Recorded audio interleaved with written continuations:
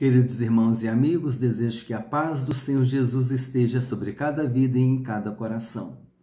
Vamos hoje continuar com o seminário Palavra de Vida, o módulo 2, Seitas e Heresias. Nesse módulo nós incluímos a apologética cristã, considerando que é um assunto bem relacionado com seitas e heresias. Essa é a quarta parte da apologética.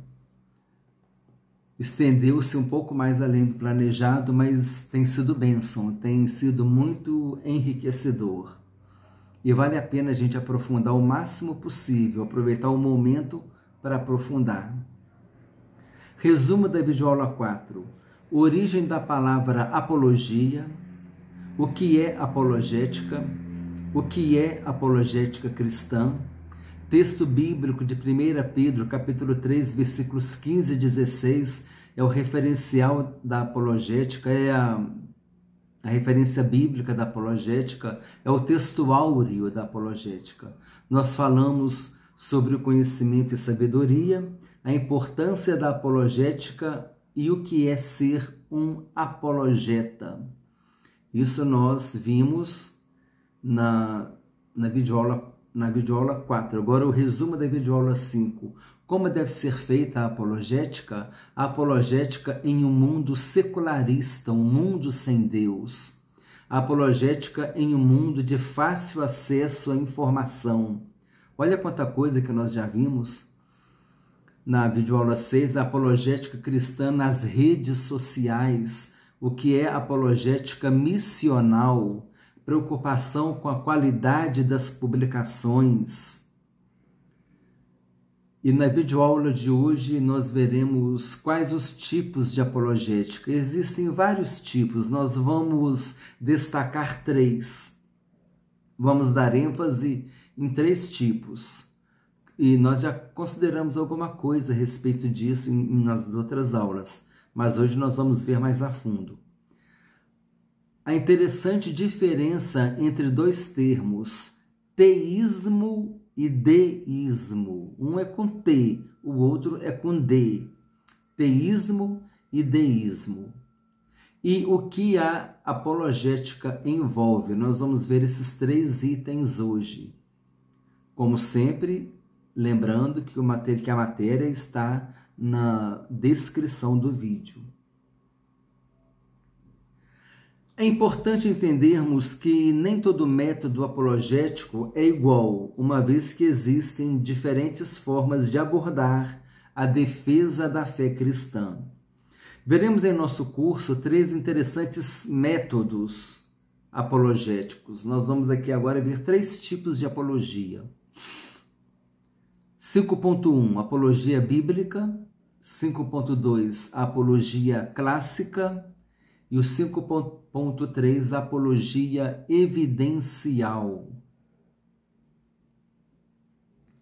5.1, apologia bíblica. A apologia bíblica inclui questões relacionadas à autoria e à data dos livros bíblicos, o cânon bíblico. O que é o cânon bíblico? Conjunto dos livros da Bíblia. Na Bíblia protestante, temos 39 livros no Antigo Testamento e 27 livros no Novo Testamento. Algumas defesas para termos 39 livros no Antigo Testamento. Por exemplo, o conteúdo do Antigo Testamento da Bíblia protestante é igual ao conteúdo da Bíblia hebraica. Às vezes há uma diferença no número de livros. Por exemplo, 1 Samuel e 2 Samuel na Bíblia hebraica é um livro só. 1 Reis e 2 Reis na Bíblia hebraica é um livro só. 1 Crônicas e 2 Crônicas na Bíblia hebraica é um livro só. Os nossos 12 profetas menores na Bíblia hebraica é um livro só. Então existe essa diferença de composição, vamos assim dizer, de disposição dos livros, mas o conteúdo é o mesmo. E também não houve acréscimo de livros no Antigo Testamento. Nós vamos ver sobre esse assunto na bibliologia. A inerrância bíblica, ou seja, a Bíblia não tem erro. Os apologistas cristãos defendem a inerrância bíblica, ou seja, a Bíblia não possui erros. Defendem a Bíblia como autêntica e fiel palavra de Deus. O método clássico 5.2, método clássico. O método clássico é uma abordagem que começa empregando a teologia natural para estabelecer o teísmo como a cosmovisão correta, como a visão de mundo correta, como a visão ampla correta. A teologia natural indica que Deus criou o mundo e o mundo o aponta como criador. O próprio mundo denuncia a existência de Deus. A própria natureza denuncia a existência de Deus. E lá em Romanos, o apóstolo Paulo trata a respeito desse assunto, quando ele diz que aqueles que não os incrédulos, aqueles que não creem em Deus, eles são indesculpáveis, porque a própria natureza já revela que Deus existe. O mundo, nessa aplicação, diz respeito ao planeta, à natureza. Após a existência de Deus ter sido demonstrada, o método clássico procura apresentar evidências históricas para a divindade de Jesus Cristo e a confiabilidade da Bíblia, com o objetivo de demonstrar que o cristianismo é a melhor visão do teísmo. Nós somos teístas. Nós não somos deístas. Daqui a pouco a gente vai ver. Essa escola é chamada de método clássico porque assume que esse é o método usado pela maioria dos apologistas importantes dos primeiros séculos. Então é uma teologia, é uma apologética que usa como recurso, como argumento, a questão da existência de Deus, a prova pela natureza, e depois entra um pouco nas doutrinas bíblicas também. Diferença entre os termos teísmo e deísmo. Na verdade, tanto o teísta como o deísta acreditam na existência de Deus. A diferença está no fato de o deísta dizer que Deus criou o mundo e todos os seres vivos, mas não se preocupa com a sua criação. Seria como o relojoeiro que põe o relógio para funcionar e depois não se preocupa mais com seu funcionamento. Alguns iluministas foram deístas, como Voltaire,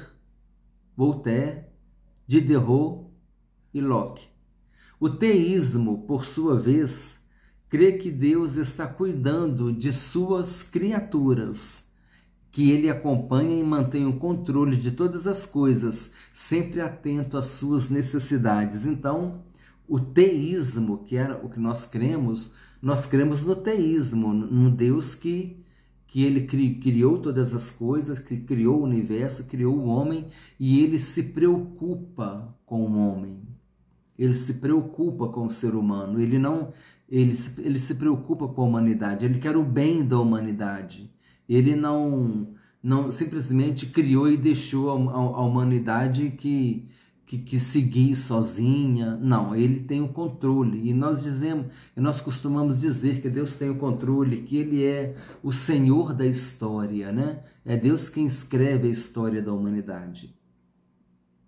Por mais que o homem ache que ele governe alguma coisa, ele só governa dentro do governo de Deus, dentro do controle de Deus. Tudo está no controle de Deus. Deus, ele se preocupa com o ser humano. Então é teísta. Então nós cremos no teísmo, no Deus que criou, que se preocupa e que cuida.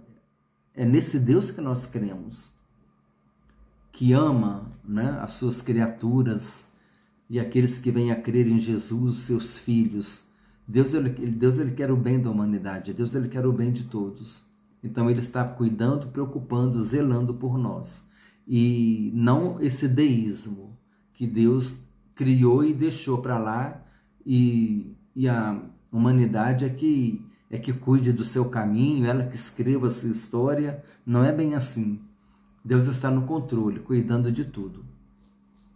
5.3, método evidencial. Procure evidências, né? O método evidencial, de um modo diferente do método clássico, não se preocupa diretamente com a teologia cristã. Ele não busca referências bíblicas e também é diferente do método bíblico. Ele não se preocupa com isso.